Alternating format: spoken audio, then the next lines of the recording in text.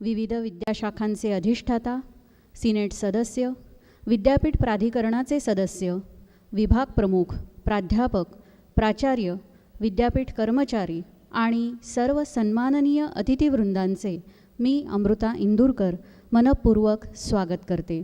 आपणा सर्वांना छत्रपती शिवाजी महाराज जयंतीच्या लक्ष लक्ष शुभेच्छा. बंधूंनो, भगिनींनो, आजच्या शिवजयंती दिनाला एक विशेष आनंदाची जोड मिळालेली आहे. नागपूर ही जन्मभूमी असलेले सुप्रसिद्ध कवी, गीतकार राजा बढे यांचे अत्यंत लोकप्रिय असे जय जय महाराष्ट्र माझा, गरजा महाराष्ट्र माझा या गीताला स्वातंत्र्याच्या अमृत महोत्सवाचे औचित्य साधून राज्य सरकारने राज्यगीताचा दर्जा प्रदान केलेला आहे. महाराष्ट्राची थोर आणि शूर परंपरा कथन करणारे हे स्फूर्तिदायक गीत राज्यातील शासनाच्या कार्यक्रमात, राज्यातील सर्व शैक्षणिक संस्थांच्या, त्याचप्रमाणे विविध विभागातील कार्यक्रमात आज शिवजयंतीच्या शुभमुहूर्तावर वाजविले अथवा गायले जाणार आहे. इथून पुढे महाराष्ट्रात होणाऱ्या प्रत्येक कार्यक्रमात हे गीत गायले अथवा वाजविले जाईल. गीतकार गदी माडगुळकरांच्या खालोखाल गीतनिर्मिती करणारे नागपूरचे राजा बढे लिखित राज्यगीत आणि त्यानंतर विद्यापीठ गीताने आजच्या या कार्यक्रमाचा मंगलमय शुभारंभ होणार आहे. प्रारंभी राजा बढे लिखित राज्यगीत प्रारंभ सुरू करायला विनंती करते.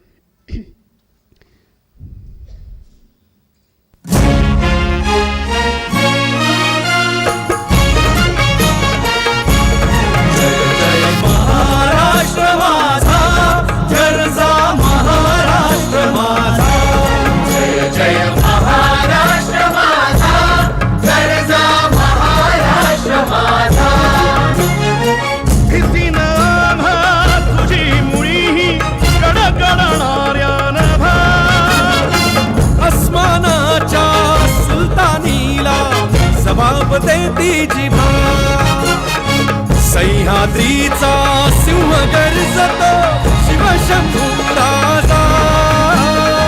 दरी दरी तुला नाद गुंजला महाराष्ट्र माझा, जय महाराष्ट्र माझा, गरजा महाराष्ट्र माझा. काळ्या छातीवरी कोरली अभिमानाची लेणी, ओलादी मनगटे खेळती खेळ जीव घेणी. दारिद्र्याच्या उन्हात शिजला, विठ्ठलाच्या घामाने भिजला, देश गौरवासाठी झिजला.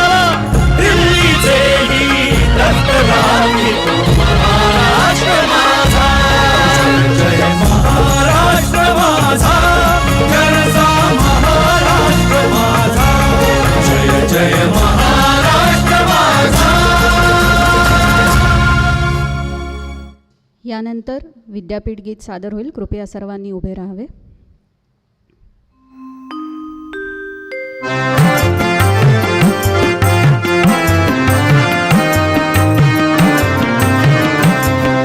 भारतात बंधु भाव नित्य वसुधे देवरची असाधे.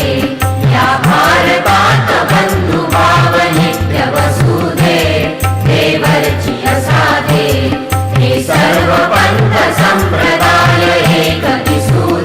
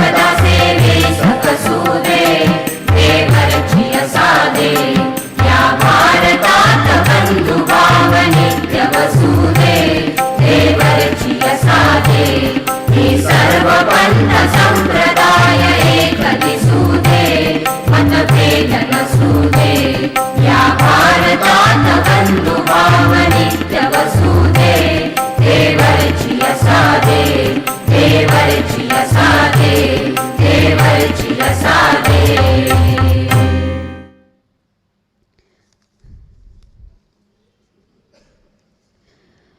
व्यासपीठावरील मान्यवरांना विनंती करते की त्यांनी छत्रपती शिवाजी महाराज आणि वंदनीय राष्ट्रसंत तुकडोजी महाराजांच्या प्रतिमेला पुष्पार्पण करून दीप प्रज्वलन करावे.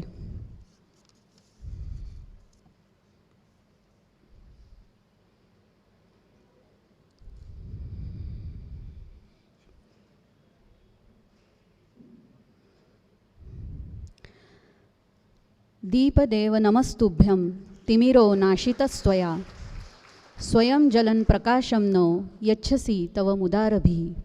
तिमिराचा नाश करणाऱ्या या दीपदेवाला माझा नमस्कार असो, कारण जो स्वतः जळून प्रकाश देतो आणि प्रकाशदानासाठी कुठलीही अपेक्षा ठेवत नाही, अशा या तेजोमयी दिव्याला माझा त्रिवार प्रणाम असो.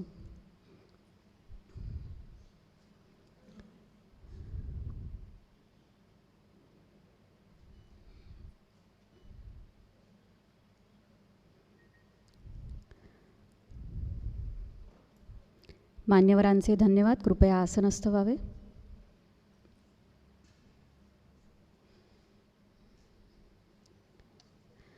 आजच्या कार्यक्रमाचे प्रमुख अतिथी माननीय श्री विजय खुटवड यांचे स्वागत राष्ट्रीय सेवा योजनेचे संचालक डॉक्टर सोपानदेव पिसे करतील, अशी मी त्यांना विनंती करते.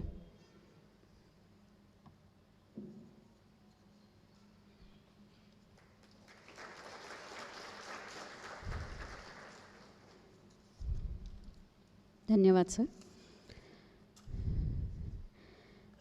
हे हिंदू शक्ती संभूत दीप्तिमम तेजा, हे हिंदू शक्ती संभूत दीप्तितम तेजा, हे हिंदू तपस्या पूत ईश्वरी ओजा, हे हिंदू श्री सौभाग्यभूमीच्या राजा, हे हिंदू नृसिंह प्रभो शिवाजी राजा. शिवाजी महाराजांच्या गौरवार्थ स्वातंत्र्यवीर सावरकरांनी लेखणीतून जन्मलेले हे केवळ शब्द नाहीत, तर साक्षात शिवाजी महाराजांप्रती असणारा अभिमान, स्वाभिमान आहे. वर्षानुवर्षे पारतंत्र्यात खितपत पडलेल्या महाराष्ट्रात शिवाजी महाराजांनी नवचैतन्य फुंकले. अत्यंत कमी वयात घेतलेल्या हिंदवी स्वराज्याच्या शपथेची पूर्तता त्यांनी वयाच्या 44व्या वर्षी पूर्ण केली. महाराष्ट्रात हिंदवी तख्त आकारास आले ही ऐतिहासिक घटना होती, पण त्यामागे महाराजांचे प्रचंड कर्तृत्व, नेतृत्व व कष्ट होते. महाराजांसोबतच त्यांच्या माणसांनीही प्रयत्नांची पराकाष्ठा केली होती. या सर्वांच्या एकत्रित प्रयत्नाने राज्याभिषेकाचा ऐतिहासिक दिवस संपूर्ण भारताने अनुभवला. या संस्मरणीय दिवसाचे शिल्पकार होते छत्रपती शिवाजी महाराज. आज या भूमीत महाराजांचा जन्मच झाला नसता तर महाराष्ट्र तरी राहिला असता का, अशी शंका मनात येते. शिवाजी महाराजांचे चरित्र जेवढे खोलात जाऊन वाचावे, तेवढी त्यांची दाहकता जाणवायला लागते. किती प्रसंग आहेत, कसोट्यांचे क्षण आहेत, व्यक्तिगत सुखदुःखे आहेत, पण महाराज कधीही खचले नाहीत. स्वराज्याचा जगन्नाथरूपी विराट रथ अंतिम श्वासापर्यंत खेचत राहिले. एक राज्यकर्ता म्हणून जी पथ्ये पाळावी लागतात ती आमरण पाळली. राजा म्हणून ते आदर्श होतेच, पण ते स्वतः एक स्वयंभू क्रांतिकारकही होते. ही क्रांती फक्त राजकीय स्वरूपात मर्यादित न राहता महाराजांच्या सर्व पावित्र्यांमधून दृगोचर होताना दिसते. मुद्रा भद्राय राजते या अस्सल भारतीय चिंतनाला अनुसरून अंत्योदयासाठी त्यांनी आपले राज्य चालविले.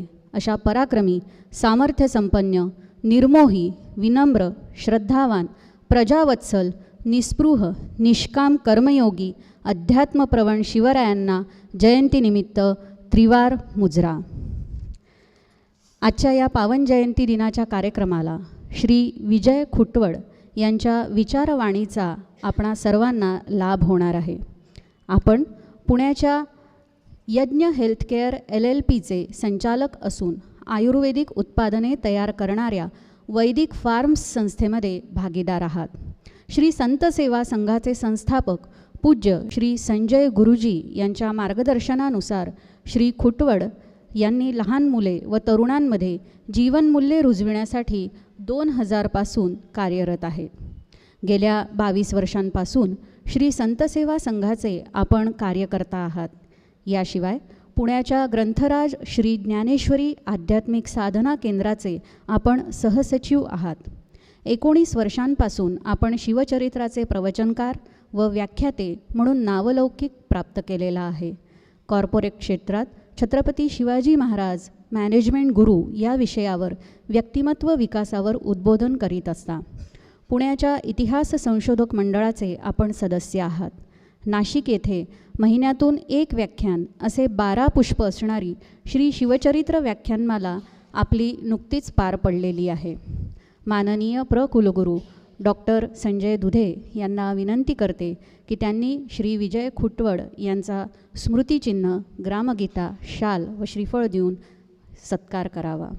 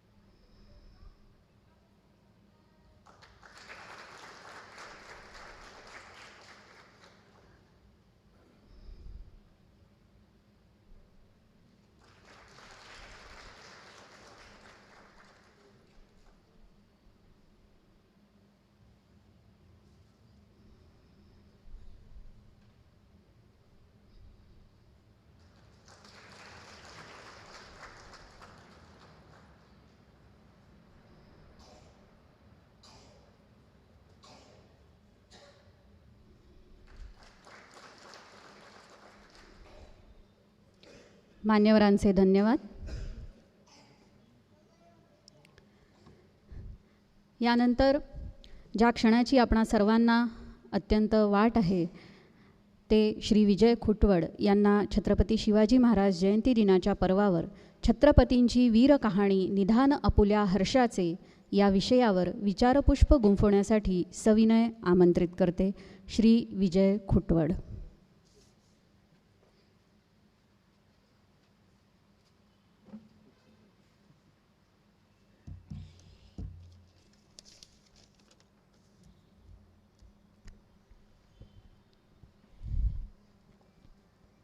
ओम श्री परमात्मने नमः. ओम श्री सद्गुरवे नमः. परमात्मा श्री पांडुरंग, संत श्रेष्ठ श्री ज्ञानेश्वर महाराज, सकल संत परंपरा, हिंदवी स्वराज्य संकल्पिका विदर्भ कन्या राजमाता जिजाऊमा साहेब, हिंदवी स्वराज्य संस्थापक छत्रपती श्री शिवाजी महाराज, वंदनीय राष्ट्रसंत तुकडोजी महाराज, माझे सद्गुरू पूजनीय श्री संजय गुरुजी, हे तेजस्वी व्यासपीठ आणि व्यासपीठावर उपस्थित असणारे कुलगुरू आदरणीय डॉक्टर संजयजी दुधे, NSSचे प्रतिनिधी असलेले आदरणीय पिसे सर आणि छत्रपती श्री शिवाजी महाराजांच्या 393व्या जयंतीच्या उत्सवानिमित्त उपस्थित असणाऱ्या तुम्हा सर्व शिवप्रेमी विद्वान बांधवांना, माझा भगिनींना माझा नमस्कार. राष्ट्रसंत तुकडोजी महाराज नागपूर विद्यापीठाचं हे शताब्दी वर्ष आहे आणि या शताब्दी वर्षामध्ये या दीक्षांत सभागृहामध्ये शिवजयंतीच्या निमित्तानं व्याख्यानाची सेवा मिळावी हे मी माझं स्वतःचं भाग्य समजतो. आत्ता मॅडमनी प्रास्ताविक करताना, सूत्रसंचालन करताना उल्लेख केला की गीतकार राजा बढे यांचं ही जन्मभूमी आहे, अनेक विद्वानांची ही नगरी आहे. या नागपूरचं वर्णन माझे गुरुजी नेहमी असं करतात की हे 90 तीर्थक्षेत्र आहे. पूर्ण भारताला आपल्या संस्कृतीच्या माध्यमातून दिशा देण्याचं कार्य या भूमीतून झालं. त्याच्यामुळं या भूमीमध्ये उभं राहून शिवरायांचा दैदिप्यमान तेजस्वी इतिहास, ते चरित्र आणि त्या चरित्राच्या मागं जे त्यांचं तेजस्वी, प्रत्येकाला आदर्शवत असं जे चारित्र्य आहे ते चारित्र्य मांडण्यासाठी छत्रपतींची वीर कहाणी निधान आपल्या हर्षाचे हा विषय मांडण्याचा मी पुढचे एक तासभर प्रयत्न करणार आहे.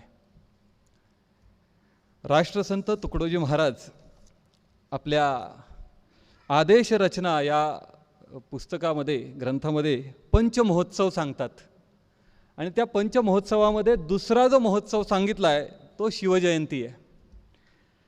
त्याला बलोत्कर्ष दिन असं त्याचा उल्लेख राष्ट्रसंत तुकडोजी महाराजांनी केला आहे आणि ते असं म्हणतात, श्री छत्रपती शिवराय हे तरुणास सांगुनी लोपले, विसरू नका कधी मायभू आणि धर्म वर्मही आपुले.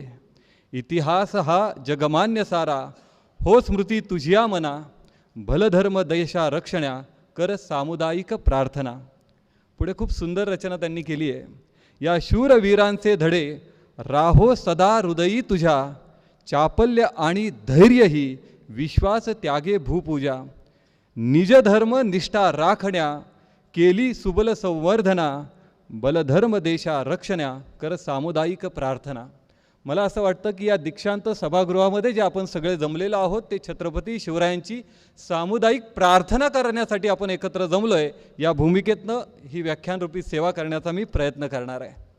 मी कोणी खूप मोठा वक्ता आहे, तत्त्वज्ञानाचा अभ्यासक आहे, शिवचरित्राचा संशोधक आहे म्हणून मी इथे बोलण्यासाठी आलेलो नाही आहे.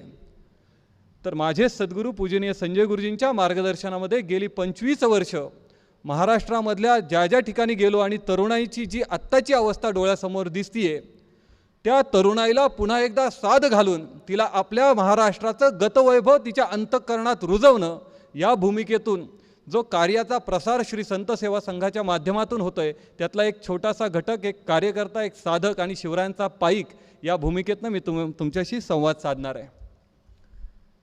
शिवचरित्र मांडत असताना नेहमी असा प्रश्न पडतो की महाराष्ट्रात जो जन्माला आला आहे त्याला शिवचरित्र नव्यानं काय सांगावं. म्हणजे भारतात जन्माला आला आणि एखाद्याचा खून केला एखाद्या व्यक्तीनं आणि त्यानं जर असं म्हटलं की खून केल्यानंतर फाशी असते हे मला माहीतच नव्हतं, माहीत असतं तर मी खून केला नसता, हे जितकं हास्यास्पद आहे. ज्या अर्थी तुम्ही भारतात आलाय आणि तिथली न्यायव्यवस्था तिथलं संविधान तुम्हाला लागू पडतं, भले तुम्हाला त्याचा अभ्यास केला असं गरजेचं नाही आहे पण गृहीत धरलं जातं की तुम्हाला ते सगळे नियम माहिती आहेत. त्याच पद्धतीनं जो महाराष्ट्रात जन्माला आला त्या प्रत्येकाला शिवचरित्र माहितीचं आहे, ते त्याच्या रक्तात भिनलेलं आहे हे गृहीत धरलं जातं. म्हणून भारत देशामध्ये जगामध्ये आपण महाराष्ट्राचे आहोत म्हणून आपली जबाबदारी जास्त वाढते का आपण शिवरायांचे पाईक आहोत. आपण भाग्यवान आहोत, आपण भारतात जन्माला आलो जिथे प्रभू श्री रामचंद्र भगवान श्रीकृष्ण यांनी अवतार घेऊन परित्राणाय साधूनाम विनाशायच दुष्कृताम धर्म संस्थापनार्थाय संभवामी युगे युगे असं उद्घोषण करताना तो अवतार ज्या भूमीमध्ये झाला त्या भूमीमध्ये आपल्या प्रत्येकाचा जन्म झाला. मी व्याख्यानाच्या समारोपाला भारत शब्दाची व्याख्या सांगणारच आहे. त्याच्या पुढेही आपण भाग्यवान आहोत, आपण महाराष्ट्र भूमीत जन्माला आलो. ही ईश्वरनिष्ठांची वारकऱ्यांची ही दिव्य भूमी जिथे ऋषींनी साधू संतांनी जन्म घेतला. माझा मराठाची बोलू कौतुके परी अमृतातेही पैजा जिंके, ऐसी अक्षरे रसिके मेळविन. अमृताला सुद्धा पैजेने जिंकेल अशी काव्यरचना ज्या भूमीमध्ये झाली आणि जिथे मराठी सारस्वतामध्ये जीवनाचं सूत्र असणारं तत्त्वज्ञान जे भगवान श्रीकृष्णांनी अर्जुनाला कुरुक्षेत्रावर सांगितलं पण ते संस्कृतमध्ये बद्ध होतं, हे तत्त्वज्ञान मराठी भाषेमध्ये आपल्या प्रत्येकाच्या हितासाठी जिथं रचलं गेलं त्या भूमीमध्ये वारकरी संप्रदायाचा पाया असणाऱ्या संत श्रेष्ठ श्री ज्ञानेश्वर महाराज आणि त्याचा कळस असणारे जगद्गुरू श्री तुकाराम महाराज यांच्या भूमीमध्ये आपल्या प्रत्येकाचा जन्म झाला. जगद्गुरू श्री तुकाराम महाराज छत्रपतींचं वर्णन करताना असं म्हणतात, नाव तुझे शिव ठेविले पवित्र, छत्रपती सूत्र विश्वाचे की. बघा, आपल्या कुठल्याही संतांनी राष्ट्रपुरुषांनी कधीही एका गावापुरता, एका तालुक्यापुरता, एखाद्या जिल्ह्यापुरता, एका राज्यापुरता कधीच विचार केलेला नाही. म्हणजे छत्रपती शिवाजी महाराज महाराष्ट्रात जन्माला आले म्हणून ते ग्रेट झाले असं नाहीये. छत्रपती शिवरायांनी या भूमीमध्ये अवतार घेतला, इथं ते जन्माला झाले, इथं ते प्रगट झाले, हे या महाराष्ट्र भूमीचं विशेष आहे. म्हणून आपण कधीही केवळ एखाद्या भूभागाचा विचार न करता आपली संस्कृती सांगते वसुधैव कुटुंबकम. म्हणून ज्ञानेश्वर महाराज म्हणतात हे विश्वची माझे घर. म्हणून तुकोबराय छत्रपतीचा उल्लेख करताना म्हणतात छत्रपती सूत्र विश्वाचे हे. म्हणून आपण विचार करताना जगाचा विचार करतो आणि जगाला आपलं कुटुंब मानतो. हा विचार ज्या भूमीमध्ये रुजला त्या भूमीमध्ये छत्रपती शिवरायांचा जन्म झाला. मग छत्रपतींचा विचार करत असताना, त्यांच्या चरित्राचा विचार करत असताना त्याच्यामागे जे तेजस्वी, विरक्त, त्यागी, समर्पित जे चारित्र्य आहे त्या चारित्र्याचा विचार या व्याख्यानाच्या माध्यमातून व्हावा अशी तुमच्या प्रत्येकाचीच अपेक्षा आणि इच्छा असणार आहे. मला प्रश्न असा पडतो, छत्रपती शिवरायांचा आज 393वी जयंती आहे. त्याच्या आधी शिवराय जन्माने याच्या आधी 350 वर्षापासून या महाराष्ट्राची अवस्था काय होती? जवळपास 350 वर्ष हा महाराष्ट्र यवनांच्या आक्रमणाखाली, त्या परचक्राखाली भरडला जात होता. कुठेतरी छोटंसं गाव आहे, त्या गावाची 500-600 लोकसंख्या आहे. अगदी 5-6 हजाराच्या 10 हजाराच्या सैन्याने त्या गावावर आक्रमण करावं, घरादाराची राख रांगोळी करावी, घरांना पेटवून द्यावं, पिकांची नासधूस करावी, जनावरांच्या कत्तली कराव्यात आणि आमच्या इथल्या स्त्रियांना उचलून न्यावं. म्हणजे आपल्या इथले पुरुष म्हणजे त्यांच्या गोठ्यातली जनावरं आणि आमच्या इथल्या स्त्रिया त्यांच्या उपभोगाच्या वस्तू, अशी अवस्था या महाराष्ट्रावर 1, 2, 10, 20, 25 वर्ष नाही, 350 वर्ष होती. आणि या 350 वर्षात या 5ही शाह्यांनी जो हौदोस घातला याच्या विरुद्ध कोणीच आवाज उठवला नाही का? उठवला, बंड करण्याचा प्रयत्न केला, पण ते अयशस्वी झाले. पण याच विदर्भामध्ये राजमाता जिजाऊंच्या रूपानं एक तेजशलाका प्रगट झाली आणि या तेजशलाकेच्या तेजातून शिवनेरी किल्ल्यावरती जे चिरंजीव सामर्थ्य जन्माला आलं, ते चिरंजीव सामर्थ्य म्हणजे छत्रपती श्री शिवाजी महाराज, ज्यांनी आम्हाला या पारतंत्र्याच्या अंधकारातून बाहेर काढलं, ते ज्या दिवशी प्रगट झाले तो आजचा दिवस शिवजयंतीचा. शिवराय जन्माला आले, लहानाचे मोठे झाले. आता आपल्या प्रत्येकाच्या घरी मुलगा जन्माला आल्यानंतर विशेष आनंद असतो आणि विशेषत्वानं मुलीपेक्षा मुलगा जन्माला आला तर वंशाचा दिवा म्हणून त्याच्याकडे वेगळ्या पद्धतीनं पाहिलं जातं. इतका सामान्य आनंद जिजाऊ माँसाहेबांना नाही झालेला. ज्या परचक्राच्या खाली ही आपली रयत भरडली जातीये, इथं स्वातंत्र्य, स्वाभिमान याचं काहीच उरलेलं नाही. या राज्याला, या भूमीला स्वातंत्र्य मिळवून देणारा एक तेजस्वी सूर्य जन्माला आलाय. ह्या सर्वश्रेष्ठ आनंद जिजाऊ माँसाहेबांना झालाय. म्हणजे शिवराय जन्माला आले त्या दिवशी त्यांच्या जीवनाचं ध्येय ठरलेलं आहे. आजही आमच्या तरुणाईचं जीवनाचं ध्येय जर त्यांना विचारलं तर ते म्हणतात 10वीचे मार्क्स किती, नंतर कुठल्या साईडला जायचं, मग 12वीला किती मार्क्स पडतात, त्याच्यानंतर कुठल्या फील्डला ॲडमिशन मिळतं, मग एंट्रन्सला किती मार्क्स पडतात, त्याच्यानंतर ते चाचपटत असतात आणि ते उपजीविकेसाठी चाचपटत असतात. मी उपजीविका शब्द मुद्दामून वापरतोय कारण आपल्या प्रत्येकाला एक प्रश्न विचारला जातो, तुमच्या उपजीविकेचं साधन काय? माझ्या उपजीविकेचं साधन माझ्या आयुर्वेदिक औषध निर्मिती आहे, पण ते उपजीविका आहे. ज्या अर्थी उपशब्द आला याचा अर्थ मुख्य जीविका काहीतरी वेगळी आहे आणि ती आपल्या प्रत्येकाची मुख्य जीविका आहे. मी माणूस आहे तर माणूस म्हणून माझी या समाजाप्रती काहीतरी कर्तव्य आहेत. छत्रपती शिवरायांनी जे स्वराज्य मिळवलं त्या स्वराज्याचं सुराज्य करण्यासाठी माझ्या खांद्यावरती काहीतरी जबाबदारी आहे. ते मिळवणं, ते प्राप्त करून घेणं आणि ते प्राप्त करून घेण्यासाठी जी बेसिक गुणवत्ता आहेत ती गुणवत्ता माझ्या अंतःकरणामध्ये, माझ्या जीवनामध्ये अनुकरणं ही माझी मुख्य जीविका प्रत्येकाची असायला पाहिजे. आणि ती मुख्य जीविका शिकवण्यासाठी शिवरायांचं चरित्र आपल्या प्रत्येकाला मार्गदर्शक ठरतं. या 350 वर्षाचा सगळा अंधकार नष्ट करण्यासाठी जिजाऊ माँसाहेबांनी शिवरायांना कोणतेही कोचिंग क्लासेस लावले नाहीत.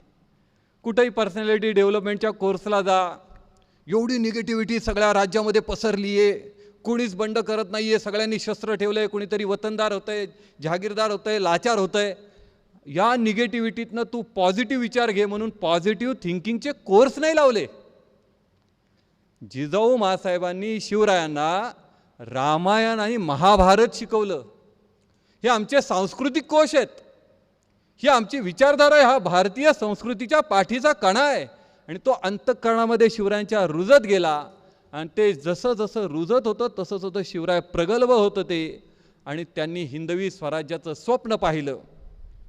आपण जी राजमुद्रा शिवरायांची म्हणतो, प्रतिपतचंद्र लेखे व वर्धिष्णुर विश्ववंदिता शाह सुनो शिवसैषा मुद्रा भद्राय राजते, एवढी सुंदर असणारी राजमुद्रा छत्रपती शिवाजी महाराजांनी वयाच्या 13व्या वर्षी लिहिलेली आहे.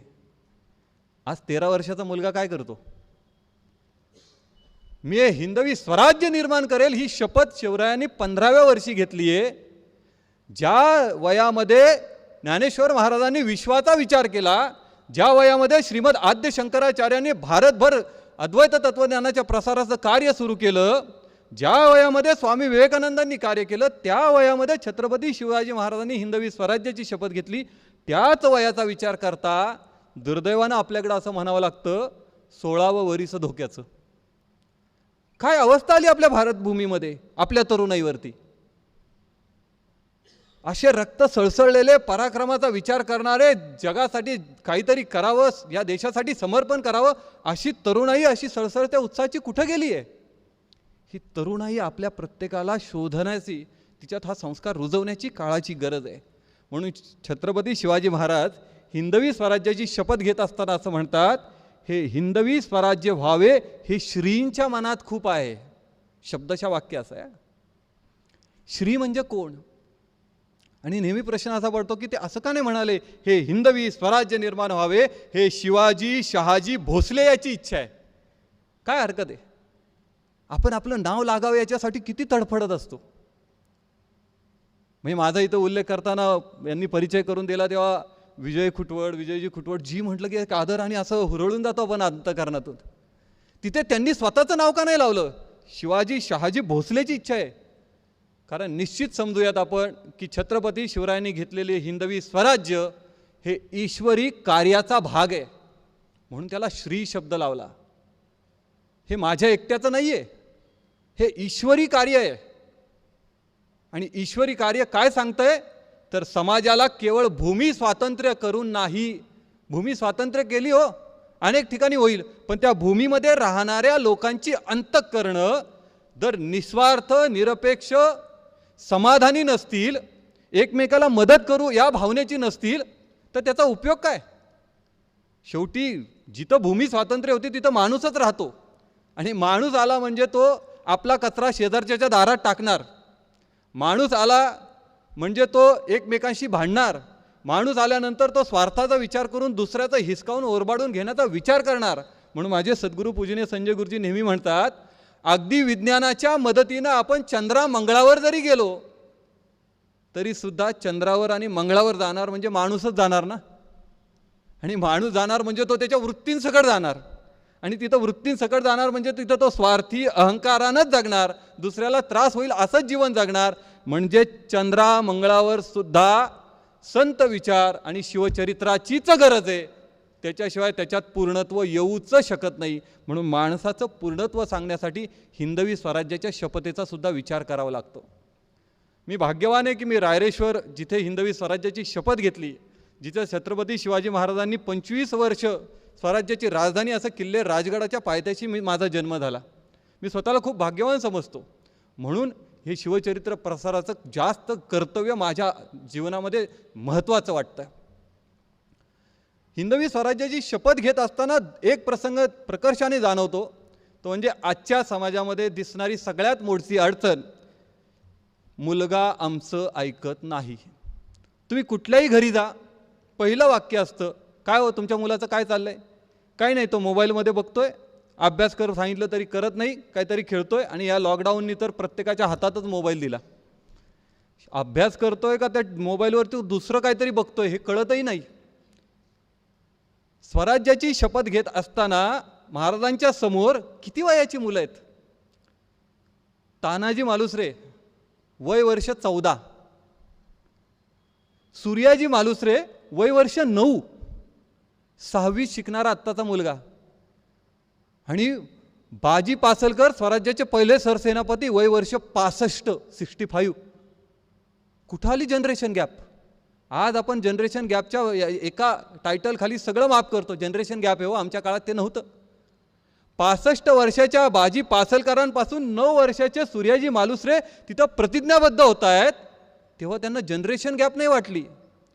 याचं एकच सूत्र आहे, जेव्हा ध्येय सर्वश्रेष्ठ असतं, ध्येय समाजाच्या हिताचं असतं आणि त्याच्यासाठी जेव्हा प्रत्येकजण तिथं प्रतिज्ञाबद्ध होतो, तेव्हा वय, जात, लिंग सगळं काही गळून पडतं आणि आपण त्या यज्ञामध्ये स्वतःला समर्पित करतो. ही समर्पणाची जिथे भावना असते तिथे दुसरं काहीही उरत नाही.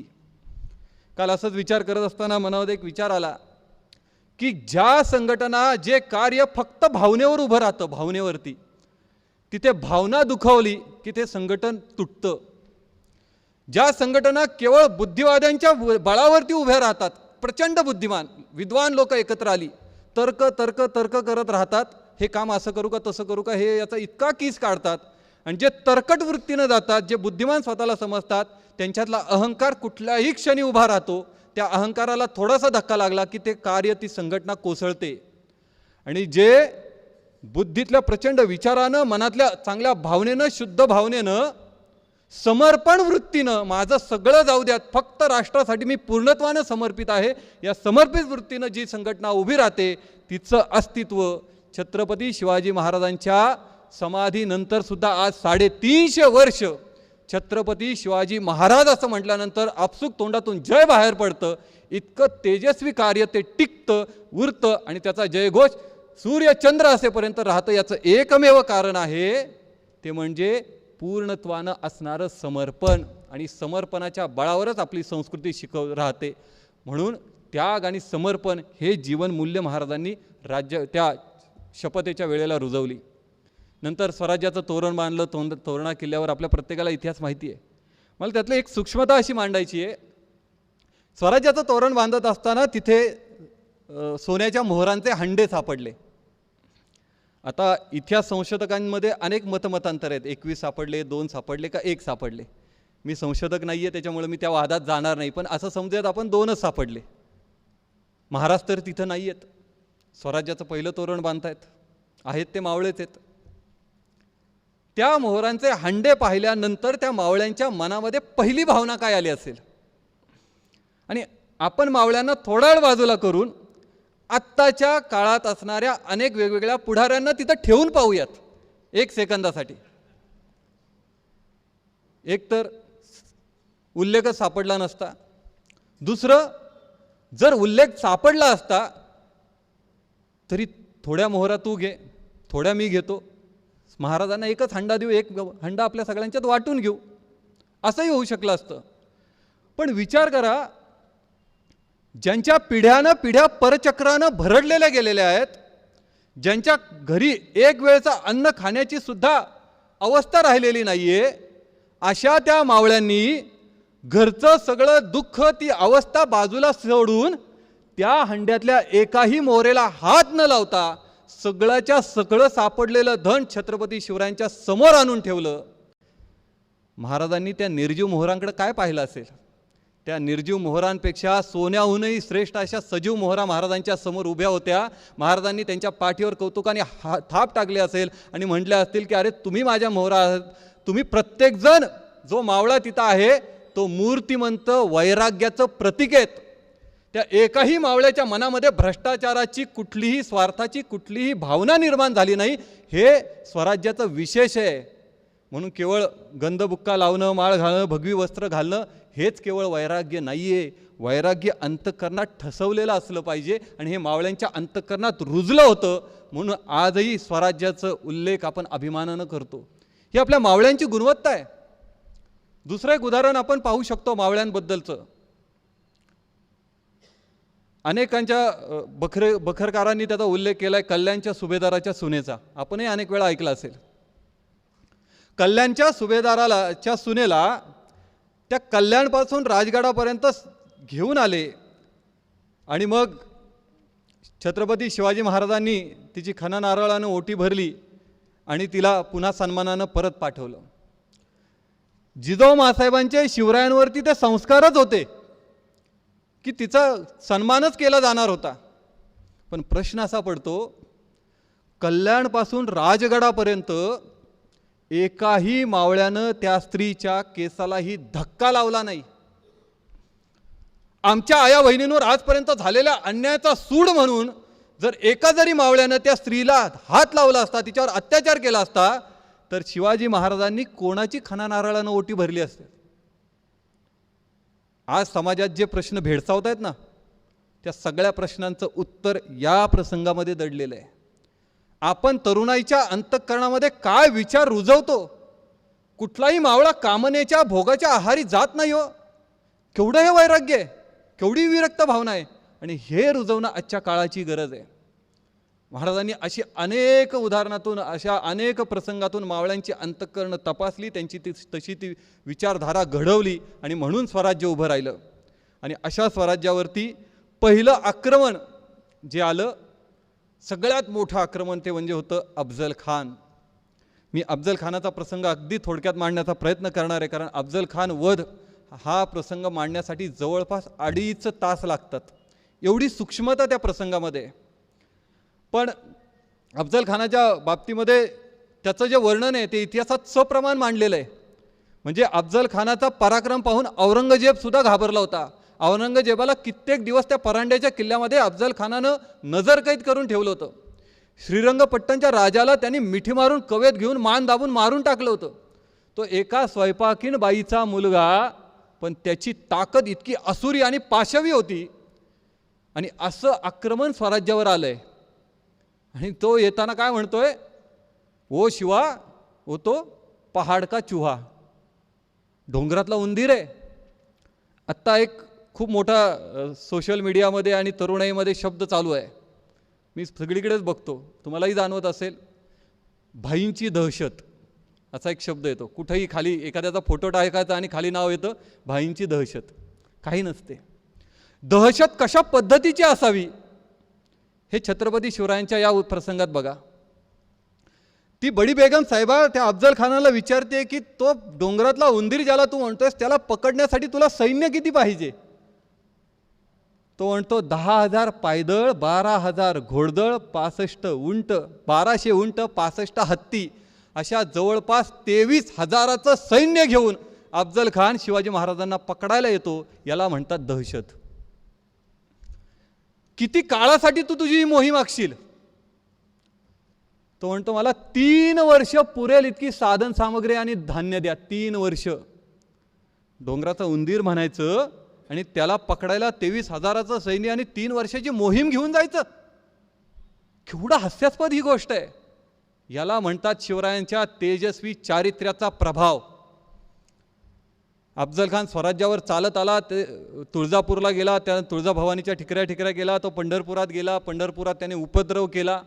या सगळ्या प्रसंगातून आपण काय शिकायचं आहे, तर या सगळ्या प्रसंगातून आपल्याला शिकायचं आहे संयम, पेशन्स. आपल्यावर कोणीतरी काहीतरी चुकीची टीका केली, आपण बेभान होतो आणि त्याला प्रत्युत्तर द्यायला पहिल्यांदा तो मला असं बोलला का बघतोस त्याच्याकडे. आपल्या कुलदैवताला धक्का लागलेला आहे, पण महाराज शांत आहेत, कारण त्यांना माहिती आहे की मोकळ्या मैदानावरती अफजल खानाला मला बोलवायचं आहे. बघा, आपलं स्वतःचं कुलदैवत भ्रष्ट होण्याचा प्रयत्न अफजल खान करतोय, पण शिवाजी महाराज प्रतापगडावरती शांत आहेत. पंढरपूर वैष्णवांचं पीठ आहे, टाळ मृदुंगाचा आवाज तिथं होतोय, तिथंही त्यानं उपद्रव केला, गायींच्या कत्तली केल्या, पण तरी सुद्धा महाराज बाहेर आले नाहीत. अरे, याच्या श्रद्धास्थानाला हात लावला तरी हा संयम राहतो. मग काय करूयात. नात्यानं शिवाजी महाराजांचे मेहुणे असणाऱ्या आणि लढताना अफजल खानाच्या बाजूने लढणाऱ्या बजाजी नाईक निंबाळकरांना अफजल खानानंच कैद केलं. आता नात्याचा प्रसंग आला. आवडती राणी सईबाई राणीसाहेबांचा भाऊ. आता नात्याच्या बंधनात तरी शिवाजी सापडेल आणि तो बाहेर येईल. पण शिवाजी महाराजांचा संयम बघा किती आहे. त्यांनी गुप्तहेरांच्या माध्यमातून शिवरायांनी बातमी पोहोचवली अफजल खानापर्यंत, जर तू तुझ्या सैन्यातल्या मराठ्यांनाच कैद करायला लागलास तर त्यांच्यातच बंड निर्माण होईल आणि तुझी मोहीम फसेल, सावध हो. आणि व्यापाऱ्याच्या माध्यमातून त्या काळातल्या 36,000 रुपयांची हुंडी लिहून देऊन बजाजी नाईक निंबाळकरांची सोडवणूक महाराजांनी केली आहे. केवढं गुप्तहेर खातं असेल. पण नात्याच्या बंधनात किंवा श्रद्धास्थानाला धक्का लावून सुद्धा शिवाजी महाराज शरण येत नाहीत. कसे येतील हो? भावनेपेक्षा आणि नात्यापेक्षा कर्तव्य श्रेष्ठ मानणाऱ्या प्रभू श्री रामचंद्रांच्या म्हणजे सूर्यवंशाचे ते राजे आहेत, त्याचे ते वारसदार आहेत, कर्तव्य श्रेष्ठ मानतील म्हणून ते तिथं थांबले. अफजल खान वाईमध्ये आला, वाईमधनं तो प्रतापगडच्या पायथ्याला आला, प्रतापगडच्या पायथ्यातून शामियाण्यामध्ये आला. महाराजांच्या तोपर्यंत महाराजांनी ना वाघनखं वापरली आहेत, ना तलवार वापरली, आणि काहीच नाही. महाराजांच्या जीवनात खूप कमी प्रसंग आलेत की जिथं त्यांना प्रत्यक्ष तलवार काढावी लागली. आपण म्हणजे शिवरायांना कसं पाहतो, तलवार घोड्यावरती चाललेत लढायला. खूप जीवनात कमी प्रसंग आहेत शिवरायांच्या. फत्तेखान लढाई, अफजल खान लढाई, शाहिस्ते खान, सुरतेची स्वारी, लूट, बस. अजून किती प्रसंग असतील. पन्हाळगडचा वेढा, तिथली लढाई, अजून किती आहेत. बोटावर मोजणे एवढेच आहे. त्याच्या पलीकडचे महाराज कसे आहेत बघा. 23,000च्या सैन्यामधून 16,000 सैन्य वाईमध्ये, 1200 सैन्य प्रतापगडाच्या पायथ्याशी, 10 तलवारधारी लोक शामियाण्याच्या बाहेर, 10 त्या बाणाच्या टोकावरती, शामियाण्याच्या बाहेर सय्यद बंडा आणि शामियाण्यामध्ये एकटा अफजल खान. याला म्हणतात शिवरायांचा 8वा साक्षेप भूमंडळी. शिवरायांचं रूप सगळेच आठवतो आपण, ते तर नाव घेण्यासाठी सगळीकडेच वापरलं जातं. शिवरायांचा प्रताप तर प्रत्येकजण सांगतो, पण शिवरायांचा साक्षेप म्हणजे विवेक काय बघा. 23,000 सैन्यामधून अफजल खानाला एकटा शामियाण्यात गाठला आणि शामियाण्यात एकट्याला त्याला गाठून कोण उभं आहे शिवरायांच्या समोर? कुठल्या जातीतला माणूस आहे? शिवरायांनी त्याची जात पाहिली म्हणून त्याला फाडला? अजिबात नाही. शिवरायांनी अफजल खानाचं स्वरूप जे पाहिले तो पापाचा, भोगाचा, अहंकाराचा कलंकित पुतळा समोर उभा आहे. हिंसाचारानं, भ्रष्टाचारानं बरबटलेला आहे. आणि अफजल खानाच्या समोर कोण उभं आहे? प्रत्यक्ष तेज, प्रत्यक्ष वैराग्य, निष्कलंक चारित्र्य, निरंकारी जीवन, समर्पित जीवन. आणि अशा त्या प्रत्यक्ष तेजस्वी व्यक्तिमत्वाच्या समोर जेव्हा एखादा कलंकित माणूस उभा राहतो ना, तेव्हा त्याचं सामर्थ्य असं गळून पडतं. म्हणून एवढा बलाढ्य असणारा अफजल खान, पण त्याला सुद्धा महाराजांनी आपल्या हातानं फाडला. सगळ्यात मोठा पराक्रम. आज जगानं सुद्धा त्याची नोंद घेतली. त्या काळामध्ये लंडनमध्ये निघणाऱ्या वृत्तपत्रांमध्ये याची बातमी पोचली की एवढा बलाढ्य अफजल खान महाराजांनी फाडला. याचं माझ्या जीवनाशी काय संबंध आहे? ज्या ज्या वृत्ती अफजल खानाच्या आज समाजामध्ये दिसत आहेत, अफजल खान तो पुरुष होता, त्याचा देह तिथं होता म्हणून महाराज फाडू तरी शिकले हो. आज जर समाजाकडे पाहिलं तर काय दिसतंय? हिंसाचार, अत्याचार, खून, दरोडे, बलात्कार, जातीय दंगली. मग अफजल खान कुठे आहे? आजही समाजात तो दिसतोय. तेव्हा तरी तो महाराजांच्या समोर देहरूपाने तरी होता, पण वृत्तीरूपाने आजही समाजात आहे ना. मग याला जर फाडायचं असेल तर मी काय करायला पाहिजे? मी घेतो तलवार आणि सुटतो? नाही.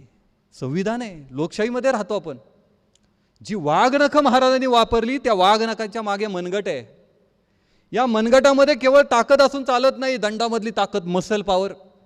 ती मसल पॉवर नुसती असून चालत नाही. त्या मसल पॉवरच्या मागे जे मन आहे, त्या मनामध्ये, त्या अंतःकरणामध्ये शिवरायांबद्दलची अपार निष्ठा, समाजासाठीचा असणारी हिताची तळमळ, या तळमळीतून जे तेज प्रगट होतो, जी ताकद मिळते ना, ती ताकद आज प्रत्येक तरुणामध्ये रुजवणं ही आत्ताच्या काळाची सगळ्यात मोठी गरज आहे. अफजल खान वध हा केवळ वध नाही आहे, तर पावित्र्याचा अपावित्र्यावरती, तेजाचा तमावर, वैराग्याचा भोगावर हा विजय आहे. म्हणून आपण त्या प्रसंगाकडे तसंच पाहायला पाहिजे. आणि म्हणून शिवरायांना केवळ 2च जाती माहिती आहेत. पहिल्यांदा जातीयता निर्मूलनाचं काम छत्रपती शिवराय, त्याच्या आधी संतांनी, मी तू पण जाऊ दे दुरी एकची घोंगडे पांघरू हरी असं म्हणून पंढरपूरच्या वाळवंटात सगळ्या समाजाला संतांनी एकसंध केलं. आणि मग शिवरायांनी केलं. अनेक जातीतले, अनेक समाजातले त्यांनी मावळे आपलेसे केले आणि त्या मावळ्यांना एकत्र केलं. म्हणून नेहमी मी व्याख्यानामध्ये म्हणतो, शिवरायांना 2च जाती माहिती होत्या. जो राष्ट्रासाठी स्वतःची तलवार वापरेल, राष्ट्र रक्षणासाठी वापरेल, समाजासाठी वापरेल, तो राष्ट्रभक्त, मग तो कुठल्याही जातीचा का असेना. आणि दुसरं राष्ट्रद्रोही. मग तो स्वतःच्या रक्ताचा जरी असला तरी सुद्धा महाराजांनी त्याचा विचार केला नाही, त्याला मारलेलाच आहे. खंडोजी खोपडेचं काय केलं आपल्याला माहिती आहे, रांजाच्या पाटलाचं त्यांनी काय केलं आपल्याला माहिती आहे, चंद्रराव मोरेंचं त्यांनी काय केलं आपल्याला माहिती आहे. म्हणजे आपल्या समाजातले जर राष्ट्राच्या विरोधात लढत असतील तरी सुद्धा त्यांना पाणीचं पाजलेलं आहे, त्यांना मारलेलंच आहे. हा इतिहास आहे आपला. म्हणून कुणीही कधीही आपण एखाद्या जातीच्या चौकटीमध्ये प्रत्येकाला तसं बघायला नाही पाहिजे. एक धर्माचं लेबल आपण त्याच्यावरती चिकटवतो, पण धर्माची ही संज्ञासुद्धा खूप व्यापक आहे. महाराज धर्मांध होते का धर्मनिरपेक्ष होते, या वादामध्ये अनेक आज समाजात दिसतंय. कारण आपण प्रत्येकजण धर्माची व्याख्या जी बघतो ती धर्म म्हणजे जात अशी बघतो, जात. पण जात म्हणजे धर्म नाही. मी जाणीवपूर्वक बुधभूषण ग्रंथामधले काही श्लोक आणलेले आहेत. छत्रपती संभाजी महाराजांना स्वराज्य रक्षक म्हणावं का धर्मवीर म्हणावं असा एक वाद आहे. दोन्हीचं उत्तर आपल्याला इथं मिळेल.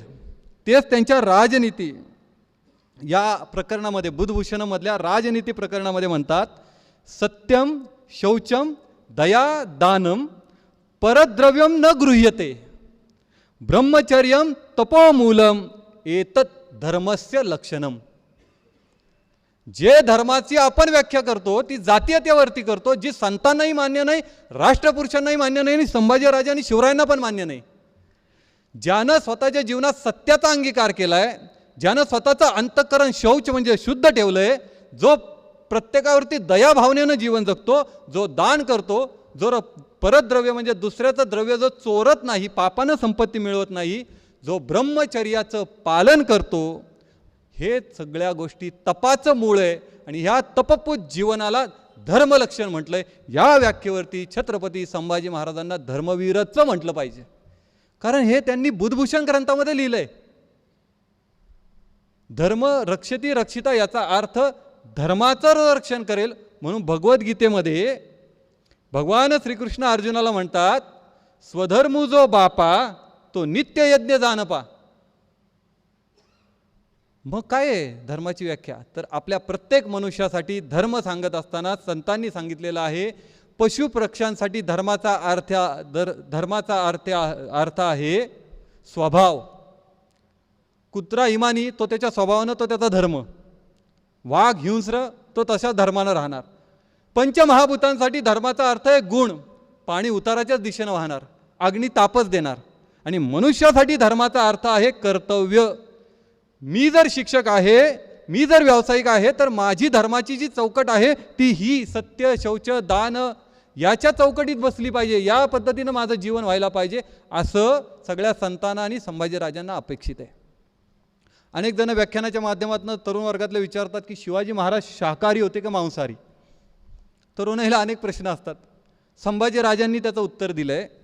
प्रकीर्ण नीती या बुधभूषणमधल्याच याच्यामध्ये एका ठिकाणी ते म्हणतात, द्युतमच मांसमच वेश्या पापर्धी चौर्य परदार सेवा एतानी सप्त व्यसनानी सप्त नरम सुघोरम नरकम नयंती. जो जुगार खेळतो, जो मांस भक्षण करतो, सुरा म्हणजे जो दारू पितो, परद्रव्य जो पापर्धी म्हणजे संपत्ती पापाच्या मार्गाने मिळवतो, जो चोरी करतो, जो परदार सेवा म्हणजे परस्त्री गमन. आत्ताच्या सगळ्या टी व्हीवरच्या सिरियल या व्यासपीठावर उल्लेख करू शकत नाही, पण विवाह बाह्य संबंध याच्यावरच अवलंबून आहेत. या 7ही गोष्टी ही 7 नरकाची दारं आहेत आणि याच्यात जो जीवन जगतो तो नरकात जाईल असं संभाजीराजे म्हणतायत. असे संभाजीराजे शाकाहारी असतील का मांसाहारी असतील?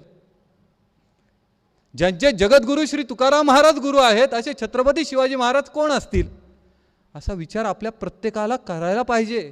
हा तरुणाईपर्यंत हा विचार जायला पाहिजे. आपण आपल्या सोयीनं शिवाजी महाराज संभाजी महाराजांचं जे वचन उचलू, आपण आपल्या सोयीनं अर्थ लावू, पण ते स्वतः काय म्हणतात याचा विचार जर आपण तरुणाईपर्यंत पोहोचवला तर मला निश्चित असं वाटतं की एक दिवस आपण शिवजयंती साजरी करतो, पण बाकीचे 364 दिवस आपला व्यवहार काय? आपण असं अनेक ठिकाणी लिहिलेलं असतं, राजे तुम्ही पुन्हा जन्माला या. मी नेहमी असं म्हणतो, राजे जन्माला येतील ना, का नाही येणार? ही भूमीच तशी आहे.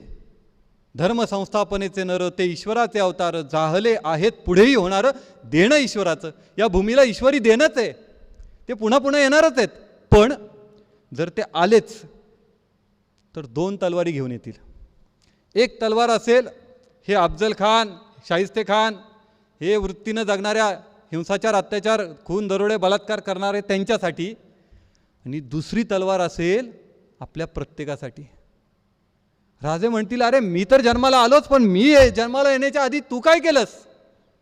माझं उत्तर असेल, भोरसारख्या तालुक्याच्या ठिकाणी शिक्षण घेतलं, पुणे युनिव्हर्सिटीतून डिग्री घेतली, उच्च शिक्षण घेतलं, मग व्यवसाय सुरू केला, मग लग्न केलं, मस्तपैकी बंगला बांधला, मुलं बाळं, गाडी, नोकर चाकर हाताशी घेतल्या, मस्त आयाशीत जगलो आणि एक दिवस मेलो. अरे एवढंच जर मिळवायचं होतं तर मला 1.5 जिल्ह्यांचं जहागिरी होती, सुपे, चाकण, इंदापूर.